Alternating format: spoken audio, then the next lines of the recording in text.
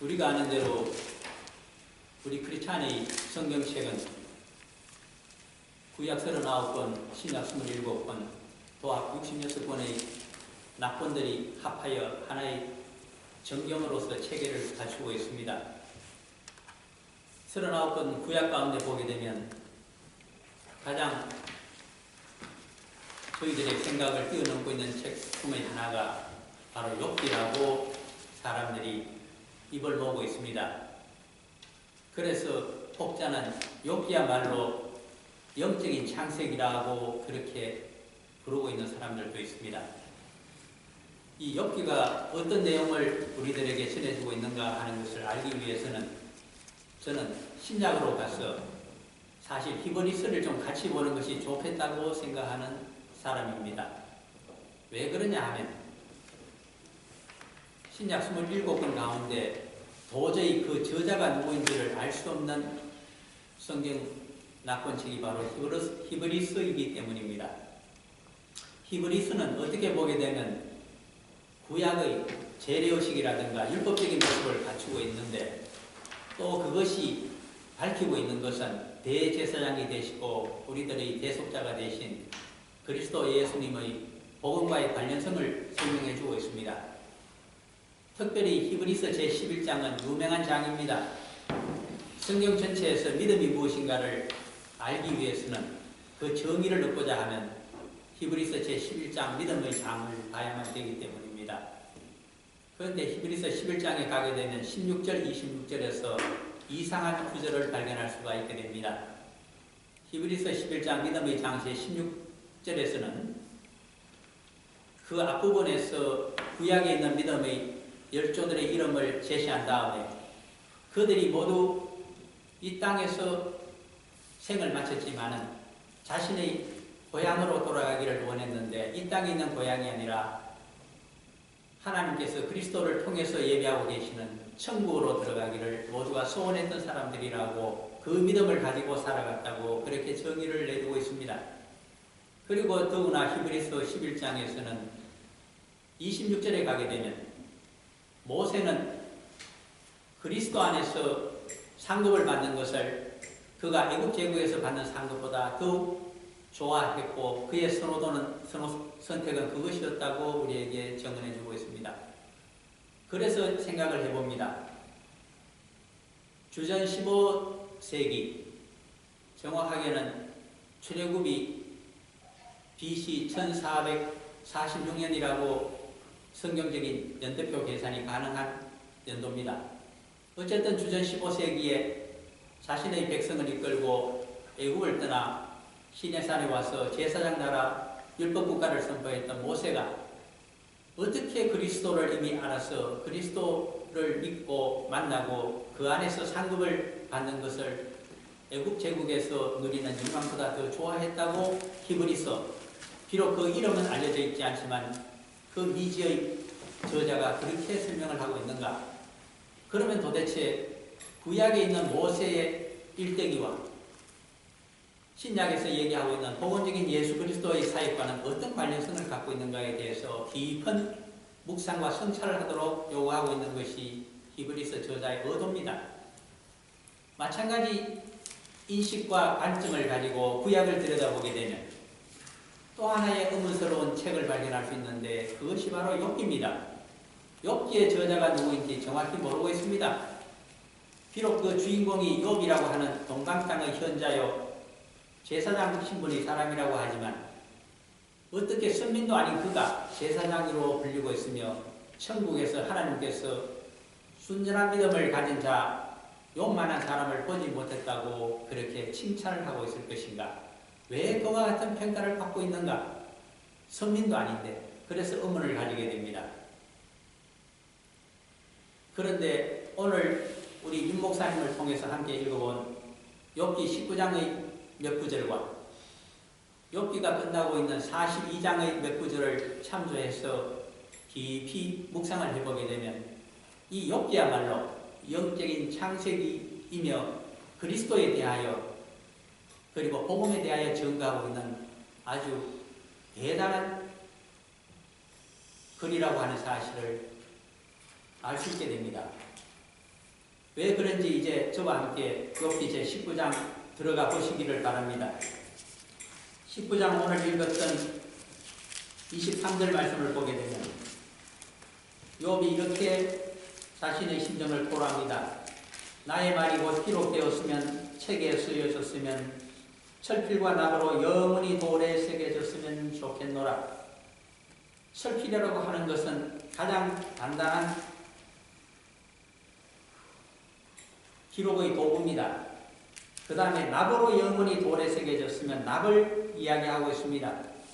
화학을 좀 해보고 금속공학을 해보신 분은 납이 무엇인가를 알게 됩니다. 모든 물질은 계속 파괴되고 모양을 바꾸어 가다가 마지막에 남게 되는 것이 PB로 알려지고 있는 이 납입니다. 납은 가장 오래 이 땅에서 저장되어지는 마지막 단계 물질이기 때문에 그러므로 납을 이야기한 것 같습니다. 나의 말이 철필로 아주 단단한 필로 바위에 새겨져서 납에 새겨진 것처럼 그렇게 영원무궁한 세월 동안 많은 후세의 사람들에게 이 말이 읽혀졌으면 좋겠다. 그 말을 하고 있는 대목입니다. 25절에 보면 그가 부르짖고 싶은 욥기의 저자 이 구약을 통달하고 있는 사람이 우리에게 전해주고자 하는 깨달음의 말씀은 25절에 있습니다. 내가 알기에는 나의 대속자가 살아 계시니 마침내 그가 땅 위에 서실 것이라. 구약에서 메시아에 대해서 고대 부족국가 족장사에 있어서 가장 완벽한 그리스도에 대한 예언을 하고 있는 책을 뽑으라고 글귀를 뽑으라고 한다면 이 대목일 수밖에 없습니다. 내가 알기에는 나의 대속자가 구속자가 그리스도가 살아계신다. 이 땅에서는 보이지 않지만 하늘나라에서는 그분이 살아계신다. 그분이 때가 되면 마침내 이 땅 위에 내려와서 탄생하여 서서 사람들을 구원하실 것이다. 그리스도가 오신다는 사실을 정확하게 지적하고 있는 예언해주고 있는 말씀이 여기에 들어있습니다. 이분을 만나기 위해서 자신의 욥의 인간의 육신적인 수명은 다해가고 있습니다. 그러므로 안타깝습니다. 그러므로 자신은 육신적으로 그리스도를 만나는 것이 아니라 죽어서라도 부활하여 그분을 만나야만 되겠다고 수려하고 있는 장면이 바로 26절, 27절입니다. 내 가족이 벗김을 당한 뒤에도 모든 사람이 죽고 나면 그의 시신은 땅속에 들어가서 모든 벌레들에 의해서 다 문드러져 버리고 벗겨져 버리고 말 것입니다. 영안이 남게 될 것입니다. 그래서 죽음을 이야기하고 있습니다. 죽고 나서 오랜 세월이 흘러서 모든 가죽이 벗김을 당하고 살이 썩고 난 뒤를 의미합니다. 그렇게 되면 자신의 영혼은 육체 밖에 나와서 하나님을 보리라. 그리스도가 누구인가? 바로 하나님이라고 하는 사실을 증언해 주고 있습니다. 이토록 하나님을 만나기를 간절히 원하고 있습니다. 그런데 그렇게 만나는 그리스도 하나님께서 나를 모른다 하시면 나는 어찌 되는 것인가? 내 영혼은 어디로 가야 되며 나의 부활은 끝이 아니겠는가? 그래서 헛것이 되지 아니하도록 인생에 있어서 열매를 얻고 싶어서 27절을 얘기합니다. 내가 그를 보리니 내 눈으로 그를 보기를 낯선 사람처럼 하지 않을 것이라. 내 마음이 초조합니다. 그분 앞에서 남은 인생을 나는 의인으로 살아가기를 원하며 그분이 나를 영접할 정도의 수준의 성도로 살아가기를 원하는 내 인생인데 그분에게 배척을 당하게 되면 나는 쓸 곳이 없다고 하는 그의 심정을 이렇게 영원히 이 책으로 또 이 글로 납으로 그리고 바위 속에 새겨서 남겨주기를 원하는 욥의 심정이 들어가 있습니다. 첫 번째 욥의 깨달음은 바로 이 대목입니다. 그는 그리스도를 이미 앙망한 자요 그리스도를 만나야만이 죄의 대속함을 받으며 그가 천국으로 부활한 다음에 인도되어서 하나님을 볼 수 있다고 하는 그 대목을 우리에게 적어주고 있기 때문입니다. 욥기가 증언하고 있는 두 번째 깨달음의 내용은 마지막 장인 42장에 들어있습니다. 그동안 42장에 이르기 전에 동방 땅의 가장 부자였으며 제사장이었으며 존경받는 사람이었던 의인으로 불리고 있었던 욥이 왜 하루 만에 모든 재산이 다 강도질을 당해버리고 그리고 하루 만에 아들 7명과 딸 3명이 전부 한꺼번에 집에 깔려서 압살을 당하게 되고 드디어는 자신의 육신에 병이 생겨서 기왓장으로 끌고도 시원하지를 느끼지 못하는, 죽지 못해 살아가는 이러한 처참한 처지에 빠지고 말았던가. 멀리서 찾아온 그의 평소의 세 친구는 그에게 하나님이, 사람들이 알지 못하는 하나님만이 알고 계시는 죄가 있기 때문에 인과응보의 법칙에 의해서 당신은, 의인은 복된 자리에 있고 죄인과 악한 자는 당신과 같은 처벌을 받고 심판을 받도록 되어 있으니 그 죄가 무엇인지 자신들에게 밝혀보라고 그렇게 종용을 하고 있습니다. 그러나 그 세 친구의 말에 전혀 동의를 할 수 없는 자가 바로 욥입니다. 자신은 아무리 생각해도 하나님 앞에 잘못한 것이 없는데 왜 누구보다도 의인인 내가 이와 같은 참상과 참혹한 지경에 이르러야만 하는지 친구들도 설명을 해주지를 않습니다. 그 정체를 알 수 없는 젊은 현자 엘리후가 나타나서 아무리 설명을 해도 도저히 이해가 되지를 않습니다. 그래서 마지막으로 욥은 하나님께 부르짖습니다. 내가 죽기 전에 창조주 하나님께서 반드시 내 앞에 나타나 주십시오. 왜 잘못한 것이 없는 의인으로 살아온 내가 이와 같은 하나님의 진노 속에 들어가게 되는지를 정확히 설명만 해주시면 나는 죽어도 기쁘다고 하는 그러한 기도를 드렸던 자가 욥인 것을 알게 됩니다. 그랬는데 욥기가 끝나기 전에 서너 장에 걸쳐서 정말 창조주 하나님이 그의 앞에 나타나십니다. 인간의 모습으로 나타나신 하나님께서 다른 이야기를 하시지 않습니다. 내가 천지를 창조하고 우주의 질서를 잡을 때에 아무도 나와 함께한 자가 없었다는 것입니다. 그리고 이 세상에 악한 세력들이 들끓으며 악한 짐승들이 나타나서 생명 있는 것들을 해칠 때 그 누구도 그들을 제어할 수가 없었다고 하는데 오직 여호와 하나님만이 그들을 제어하여 살기 좋은 창조의 질서가 지켜지도록 섭리하셨고 경영하셨다는 사실만을 이야기했습니다. 그러자 그 말 앞에 42장 마지막 장 5절 읽기 전에 4절을 3절부터 한번 읽어보겠습니다. 욥기 42장 3절부터 같이 한번 읽어보면서 드디어 욥이 하나님의 말씀을 듣고서 무엇을 깨달았는지를 우리가 좀 알아보고자 합니다. 3절입니다. 무지한 말로 이치를 가리는 자가 누구니까 나는 깨닫지도 못한 일을 하였고 스스로 알 수도 없고 헤아리기도 어려운 일을 말하였나이다. 내가 말하겠사오니 주는 들으시고 내가 주께 묻겠사오니 주여 내게 알게 하옵소서.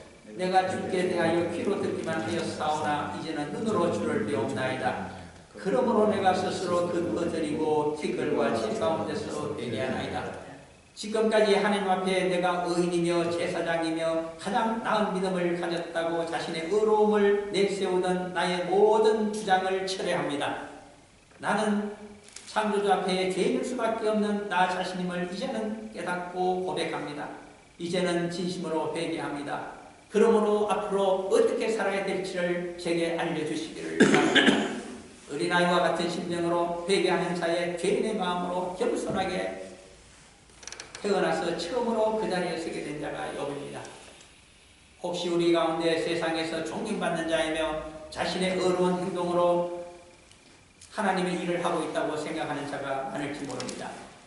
그러나 창조주 하나님이 나타나서 내 앞에서 창조의 역사와 이 세상 경영의 법칙과 그리고 우리를 살리기 위해서 어떠한 희생을 감수하고 계시는가를 듣게 되면 우리는 죄인임을 알고 회개할 수밖에 없습니다. 무엇을 구체적으로 회개했을까요? 그것이 7절, 8절 말씀으로 드러나고 있습니다. 7절입니다. 여호와께서 욥에게 이 말씀을 하신 후에 여호와께서 대만 사람 엘리바스에게 이르시되 내가 너와 너의 두 친구에게 노하나니 이는 너희가 나를 가리켜 말한 것이 내 종 욥의 말같이 옳지 못함이니라. 그런즉 너희는 숫소 7과 순양 7을 가지고 내 종 욥에게 가서 너희를 위하여 번제를 드리라. 내 종 욥이 너희를 위하여 기도할 것인즉 내가 그를 기쁘게 받으리니 너희가 운해한 만큼 너희에게 갚지 아니하리라. 이는 너희가 나를 가리켜 말한 것이 내 종 욥의 말같이 옳지 못함이니라. 하나님의 판정입니다. 욥의 세 친구에게 질책하십니다. 그런데 하나 이해할 수 없는 것은 욥에게 가서 하나님께 속죄의 제사를 드리라고 말씀하십니다. 이 말씀에 따라서 욥을 찾아갔더니 욥이 친구들을 위하여 10절에 보게 되면 기도를 해주고 그 전에 제사를 드려줍니다. 무엇을 우리에게 또 선민들에게 이야기해주고 있는 대목일까요? 출애굽기 19장에 가게 되면 출애굽한 백성들을 모세가 시내산, 시내 광야로 끌고 갑니다. 그곳에서 출애굽기 19장 5절에 보게 되면 그 출애굽한 이스라엘 자손들을 하나님의 백성으로 삼아주시고 그들의 하나님이 되어주십니다. 그리고 출애굽기 19장 6절에서는 왜 그들을 이스라엘 자손을 선민으로 삼으시는지 목적과 이유를 두 가지 단어로 설명해 주고 있습니다. 너희들을 제사장 나라 거룩한 백성으로 삼기 위함이라고 말씀하십니다. 왜 율법국가가 필요한지, 왜 신정국가가 필요한지, 왜 교회가 필요한지, 왜 성도가 필요한지, 왜 선민이 필요한지 출애굽기는 그렇게 설명하십니다. 제사장 나라 거룩한 백성이 필요하기 때문에 선민으로 삼고 성도로 삼았으며 교회를 건설하신 것으로 우리에게 이야기해 줍니다. 도대체 제사장 나라가 무엇일까요? 제사장들이 그 나라의 구성원이 되었기 때문에 제사장 나라입니다. 제사장 치고 자기 자신만을 위해서 제사하는 자는 없습니다. 욥기 1장을 보게 되면 제사장이라고 불리고 있는 욥이 누구를 위해서 제사를 드렸는지 그 제사의 대상이 나타나 있습니다. 제사는 물론 속죄에 대해서 제사는 하나님께 드리는 것입니다. 그러나 누구를 위해서 그가 제사를 드렸을까요? 욥기 1장 5절에 보게 되면 아들과 딸들 10명을 모아서 생일잔치를 한 다음에 5절입니다. 그들이 차례대로 잔치를 끝내면 욥이 그들을 불러다가 성결하게 하되 아침에 일어나서 그들의 명수대로 번제를 드렸으니 이는 욥이 말하기를 혹시 내 아들들이 죄를 범하여 마음으로 하나님을 욕되게 하였을까 함이라. 욥의 행위가 항상 이러하였더라. 욥이라고 하는 제사장은 남을 위해서 제사를 드려본 적이 없는 제사장입니다. 누구를 위해서 제사를 드렸을까요? 자신의 자녀들만을 위해서 속죄 제사를 드린 자가 바로 욥입니다. 그런데 창조주 하나님이 나타나셔서 온 우주를 창조하시고 그리고 만물을 창조하신 이야기를 해주며 그 모두가 다 나의 아들과 딸과 같다는 취지의 말씀을 해주십니다. 그리고 너가 정말 제사장이라면 너가 이제는 미워하게 된 너의 새 친구의 죄의 사함을 위해서 제사를 드려주라고 그에게 보내주십니다. 그것이 무슨 뜻인지 욥이 깨달았습니다. 생애 처음으로 자기가 미워하게 된 새 친구를 위해서 제사를 드려줬습니다. 바로 그때에 놀라운 기적이 발생했습니다. 욥의 신원이 회복이 되어지고 병이 물러갔으며 그가 잃어버린 모든 재산의 꼭절이 그에게 되돌아왔기 때문입니다. 자녀들도 잃어버린 10자녀를 대신하여 오늘 욥기 42장 마지막 장을 보게 되면 13절입니다. 또 아들 7과 딸 3을 두었으며 그렇게 나옵니다.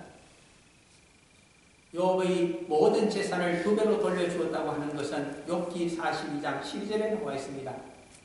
여호와께서 욥의 말년에 욥에게 처음보다 그 복을 주시니 그 복을 주셨다고 하는 것은 갑절로 주셨습니다. 왜 그럴까요? 욥기 1장 3절과 비교해보면 정확히 그 수량이 나와 있기 때문입니다.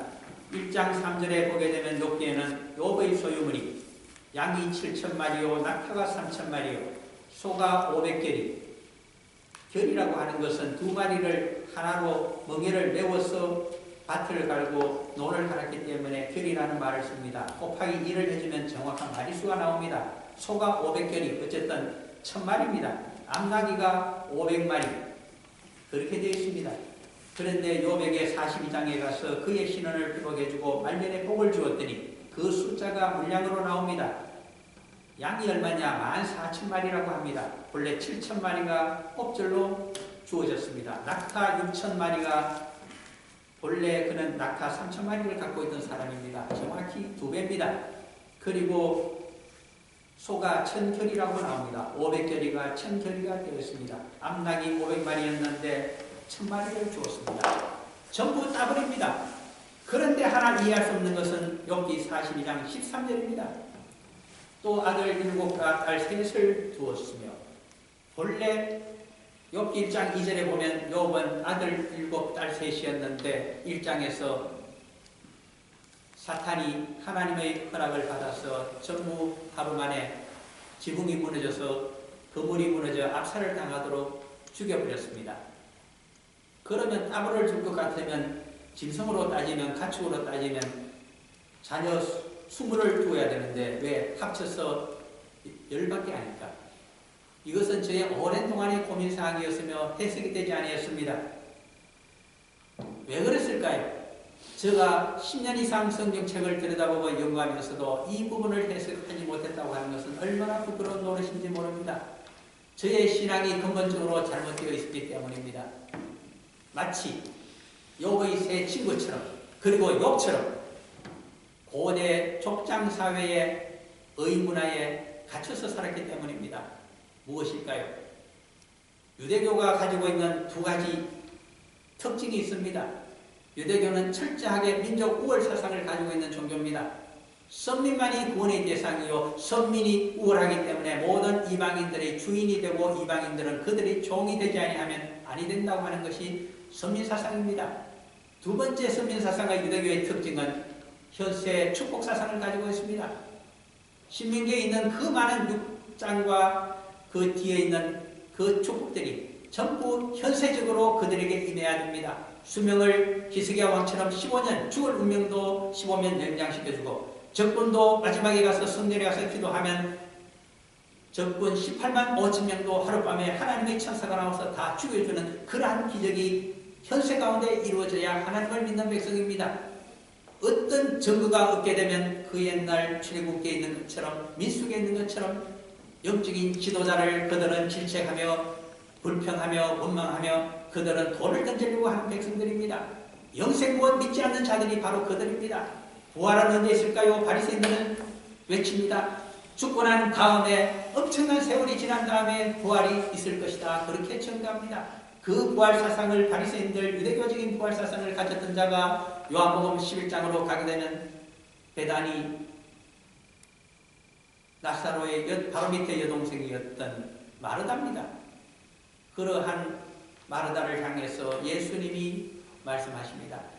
지금 너 앞에 서 있는 내가 바로 부활이요 생명이니 이 자리에서 나를 믿는 자는 죽어도 살겠고 살아서 나를 믿는 자는 영원히 죽지 아니하리라. 이것을 너가 믿느냐? 무엇을 믿으라고 하는 것일까요?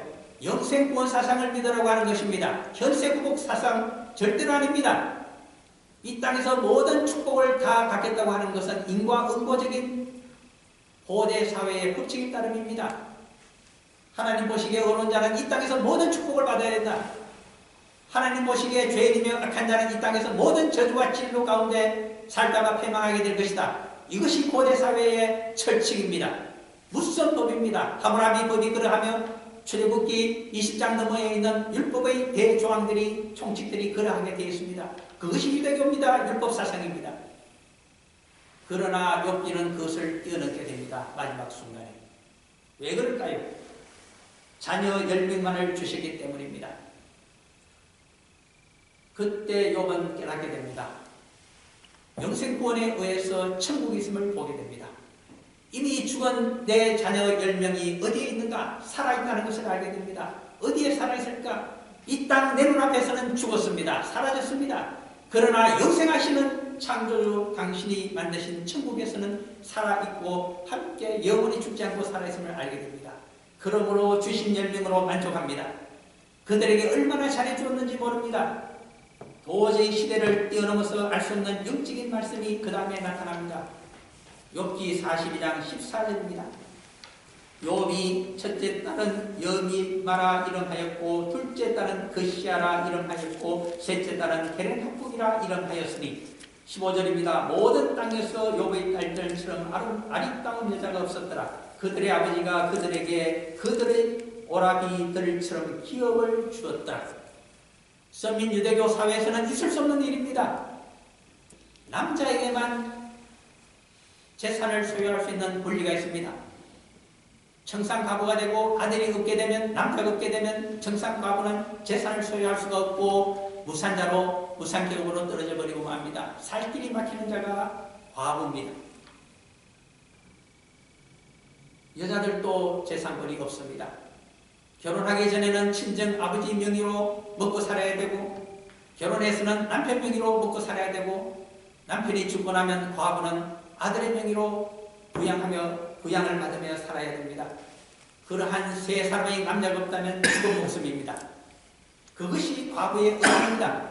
생계수단이 사라진다. 그것이 하나님의 법칙인 줄 알고 그렇게 성도들은 살아왔으며 유대교의 질서는 그렇게 되어 있었습니다. 그런데 욥기에서는 이야기합니다. 아버지가 그들에게 그들의 오라비처럼 기업을 주었더라. 수천 년의 세월을 뛰어넘어서 우리들에게 주고 있는 하나님의 메시지입니다. 나는 이런 방향으로 역사를 승리할 것이며 이것이 아버지 하나님의 뜻이라고 하는 것을 설명하고 있는 구절입니다. 우리가 살고 있는 뉴질랜드 땅입니다. 언제 여자에게 참정권을 주었을까요? 1901년입니다. 20세기가 시작되자 비로소 세계 처음으로 여성 참정권을 준 나라가 우리가 살고 있는 뉴질랜드입니다. 여자는 남자만큼 대접을 받지를 못했습니다. 정치에서 배제되어 있었습니다. 똑똑히 이해를 하셔야 됩니다. 우리가 20세기에 태어났기 때문에 옛날 세상도 그러했다고 착각해서는 안 됩니다. 그것은 마치 욥이 자신이 세상의 의인이며 인과응보 사상, 이 세상에서 축복받는 것이 의인이며 이 세상에서 모든 비참한 형편에 처하는 자가 죄인이며 악인이라고 그도 사고하고 있었던 시절의 이야기입니다.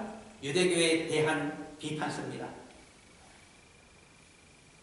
어떻게 이와 같은 사상을 하나님의 뜻을 전파하고 있는 이 욥기가 역사 가운데 살아남아서 우리가 이렇게 볼 수 있었을까요? 이방인에 대한 기록이 어떻게 이렇게 살아남아 있었을까요? 그러므로 저는 하나님을 믿습니다. 여호와 하나님이 아니시면 누가 구약 정경, 히브리 정경 가운데 이 책을 살려놓았을까요? 그것이 하나님의 섭리입니다. 뿐만 아닙니다.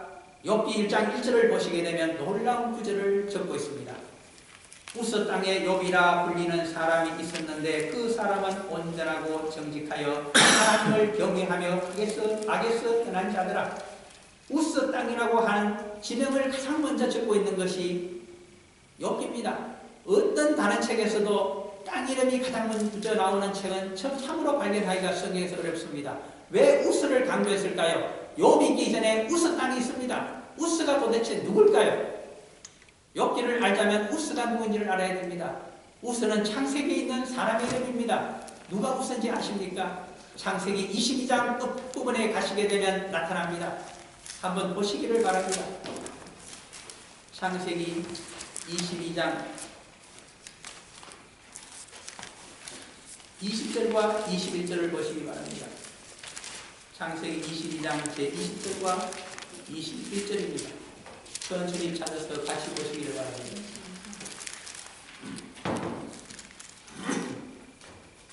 창세기 제22장 20절과 21절. 잘하신 줄 알고 저와 함께 읽어봅니다. 이 일 후에 어떤 사람이 아브라함에게 알리어 이르기를 밀가가 당신의 형제 나홀에게 자녀를 낳았다 하였더라. 그의 맏아들은 우스요 우스의 형제는 우스와 아람의 아버지 그모엘과 22절도 봅니다. 게셀과 하수와 빌다수와 이들람과 부두엘이라. 23절도 봅니다. 이 8사람은 아브라함의 형제 나홀의 아내 밀가의 소생이며 부두엘은 리브가를 낳았고, 이것은 아브라함의 바로 아래 동생이었던 같은 해에 태어난 동생입니다. 그러므로 이복 동생 나홀의 족보에 대한 이야기입니다. 아브라함이 북부 시리아 하란 땅에서 안주하며 하나님의 명령대로 가나안으로 남하지 아니하는 아버지 데라를 떠나서 하나님의 명령을 쫓아 남하를 해버리고 그가 장자였습니다. 데라. 그리고 그의 장조카였던 롯 역시 백부 아브라함을 따라서 함께 남하를 해버리고 말았습니다. 하란 땅에는 족장이며 부자인 아버지 데라만이 남아서 신도시 사업을 하면서 떼돈을 벌고 있는지 거기서 60년을 더 지내게 됩니다. 그래서 홀로 남게 된 데라는 어쩔 수가 없어서 메소포타미아에 계속 살고 있는 둘째 아들을 불러올렸습니다. 그의 이름이 데라입니다. 이 데라의 아내가 되고 있는 빌가는 데라의 남동생, 데라의 세 번째 아들이었던 하란의 딸입니다. 그렇게 장진료가 결혼하여서 나홀이 낳은 8명의 아들이 있는데 첫 번째 아들의 이름이 바로 웃습니다. 그러므로 우스 땅이라고 하는 것은 가나안 땅을 의미합니다. 아브라함의 동생 집안이 살고 있는 그곳은 유명한 곳입니다. 거기서 리브가가 시집을 왔고 이삭의 아내로, 거기서 또 레아와 라헬이 야곱의 아내로 시집을 오게 되기 때문입니다. 그 집안에 하나님 신앙이 사라졌을까요? 아닙니다. 성경은 그렇게 기록하고 있지를 않습니다. 유대인들이 어떻게 성경을 기록하고 있든 간에 하나님은 욥기를 통해서 우스 땅, 그 하란 땅, 아브라함의 동생 집안에 셈족의 하나님 신앙이 이렇게 살아있었다고 우리에게 전개해 줍니다. 우리도 셈족입니다. 하나님 신앙이 사라졌을까요? 아닙니다. 피 속에 유전자 속에 살아있는 자들이 욥의 후손과 같은 자들이 역시 우리들입니다. 그 점을 이야기해주고 있습니다. 뿐만 아니라 욥기 2장으로 넘어가게 되면 21절에서는 더 중요한 말씀을 해주고 있습니다. 하란 땅에 있는 아브라함의 동생 집안의 후손들만 욥처럼 하나님 신앙을 가지고 제사장으로 살고 있었을까요? 아닙니다. 2장 11절에 보게 되면 또 이렇게 이야기합니다. 그때 욥의 친구 세 사람이 이 모든 재앙이 그에게 내렸다 함을 듣고 각각 자기 지역에서부터 이르렀으니 곧 대만 사람 엘리바스와 수아 사람 빌닷과 나아마 사람 소발이라. 그들이 욥을 위문하고 위로하려 하여 서로 약속하고 오더니 이렇게 되어 있습니다.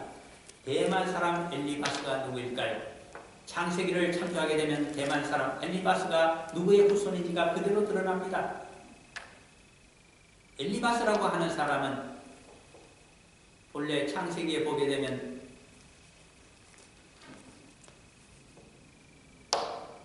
이삭의 맏아들이었던 에스의 장남이 엘리바스입니다. 엘리바스의 또 아들 이름이 대만입니다. 묘하게도 이것은 거꾸로 적고 있습니다. 대만 사람, 나중에 에돔들에서 그는 족장이 된 사람입니다. 그러므로 에돔들, 오늘날 지명으로 연해 아래쪽에 있는 지역입니다. 세일산 아래 들판에서 그곳에 족장으로 살았던 대만 사람의 후손 가운데 그 조상의 이름을 가진 엘리바스라고 하는 사람이 나타났는데 그가 하나님 신앙을 가진 현인이며 지혜자이며 그가 욥의 친구였다는 말입니다. 그렇다면 하나님께서는 아브라함의 손자였던 에서의 후손들도 이와 같이 하나님 신앙을 가졌으며 그리고 대만 사람 엘리바스처럼 훌륭한 지혜자가 있었다는 사실을 우리에게 증거해주고 있는 대목입니다. 그 다음에 있는 두 번째 친구 수아 사람 빌닷은 어디 사람일까요? 이 수아라고 하는 사람은 역시 창세기를 보게 되면 나타나고 있습니다. 25장에 보시게 되면 아브라함이 두 번째 결혼을 합니다. 수아 사람 그두라를 후처로 얻어서 아들을 6명 낳는데 그 중에 막내 아들의 이름이 수아입니다. 네 번째 아들은 우리가 아는 대로 미디안입니다. 미디안 족속이 되고 마지막 아들인 6번째가 바로 수아가 되는데 그가 나이가 들자 재산을 줘서 동방으로 보냈습니다. 그가 머무르고 있는 땅 수아 땅 거기에서 빌닷이라고 하는 후손이 나타나서 그가 하나님 신앙이 특출한 지혜자로 나타나고 있습니다. 그 다음에 세 번째 친구인 나아마 사람 소발은 누구일까요? 나아마라고 하는 이름은 창세기 역시 4장에 나타나고 있는 이름입니다. 누구의 자손일까요? 오늘 한번 창세기 4장을 보시기 바랍니다. 우리의 기억을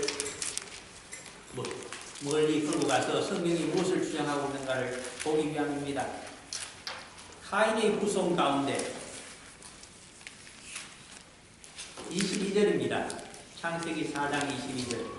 카인의 후손 가운데 두발가인이 나타나고 그 두발가인의 누이의 이름이 나타납니다. 22장 한번 읽어볼까요? 신라는 두발가인을 낳았으니 그는 뿌리와 쇠로 여러 가지 기구를 만드는 자요 두발가인의 누이는 나아마였더라. 나아마라고 하는 이름은 여기 나타나고 그 다음에 여기에 나타나고 있을 뿐입니다. 무엇을 가르쳐줄까요?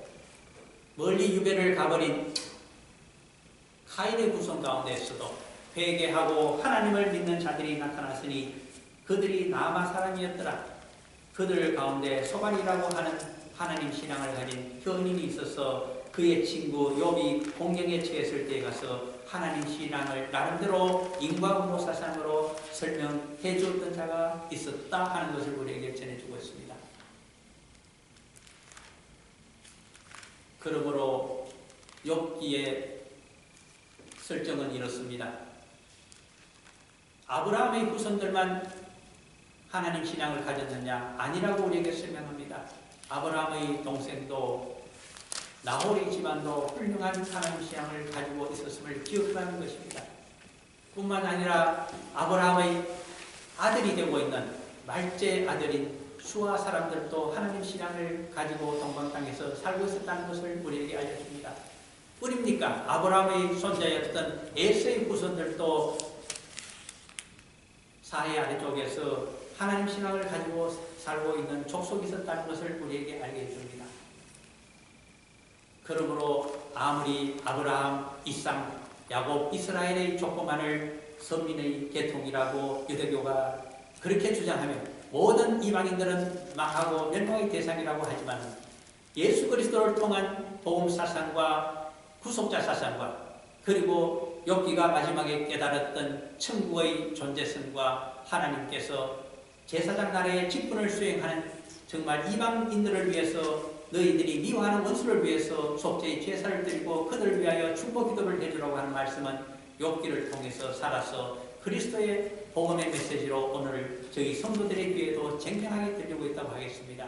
그 말씀에 순종하여 자신의 지경을 넓히고 그리고 이 땅에서 상급을 다 받지 아니하더라도 모세처럼 히브리서 11장에 있는 그 말씀처럼 21절 말씀처럼 우리가 그리스도 안에서 살아가며 하늘의 상급을 바라보고 살아가는 성도들이 다 되시기를 간절히 축원합니다. 잠시